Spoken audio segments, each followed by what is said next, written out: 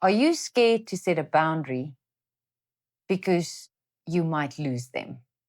If a simple boundary lets a person pull away, that's good to know rather sooner than later. Yes, I agree, because it will actually spare you quite a lot of heartache down the line.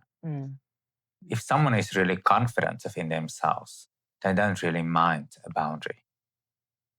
So when people have a fear of conflict and fear of rejection, there's a mask they wear. And many times the mask they wear is the mask of confidence or the mask of arrogance. That is so true. So let us know in the comment section below if you've ever dated someone that came across as very confident, maybe even borderline arrogant, but at the same time, they also avoided confrontation or taking responsibility when things got tough. That actually happens quite a lot. So come on, share your experiences in the comment section below to let others know that they are not alone in this. But Quentin, this is an interesting concept because what I see in the dating scene is that people like to have the free experiences of dating a number of people without commitment, without boundaries, and just having fun. And they also say, let's not label it, let's just have fun, let's see where it goes, let's not take it too seriously. And your typical situationships. Yes. But the problem is, emotions always get involved.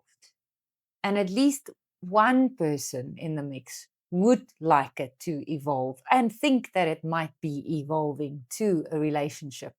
And then when that person sets down a boundary, it turns on them. And the other person backtracks, doesn't take responsibility for their actions up until that point, and often point fingers and say, what's wrong with you? Why are you changing? Why are you making it serious? I told you it's just having fun, and that type of scenario. The quickest way to see if someone is serious is to actually set a boundary and then to see if they're going to step up or step out. That's the reality. So let me give you an example of a man and a woman. They're dating casually, having fun, they're hanging out, and it's fun. The experience is great. And now they have their first argument. And he ridiculed her in front of her friends. And she didn't keep quiet. She spoke up and she said, this is not acceptable. I will not allow this. In that moment, the man can take responsibility and accountability, or he can reject that. And usually, let me give an example what happens in that moment. Instead of saying, oh, I'm sorry, I didn't realize I've hurt your feelings, he can say, I was just making a joke. It was just a joke. Why did you take it so seriously? Lighten up. Lighten up. Yeah. Your friends understood. It's only you take it so serious. Yes. It's your insecurities. And then he blames it onto you. Yeah, you have issues. You're insecure. Issues. I hear that so often. And if she still do not accept it and just says, no, this is not the reality, usually what he will say is then, this woman has issues. Yes. And then he walks away, because in the dating pool, it's much easier to not take accountability and not to take accountability and the consequences of your actions. Yes. And then it's easier to go to the next goal, because maybe she will allow it. And at the end of the day, he's just getting away with bad behavior. Sure. So ladies, if this happened to you, I want you to know that it doesn't mean something was wrong with you. It doesn't mean that you overreacted, you were oversensitive, that he doesn't like you. It most likely means that he didn't want to take responsibility and step up. So if someone like that pulls away after you've set a boundary, instead of looking at it as you were rejected, another way of looking at it is that it actually revealed compatibility, or more likely the lack thereof.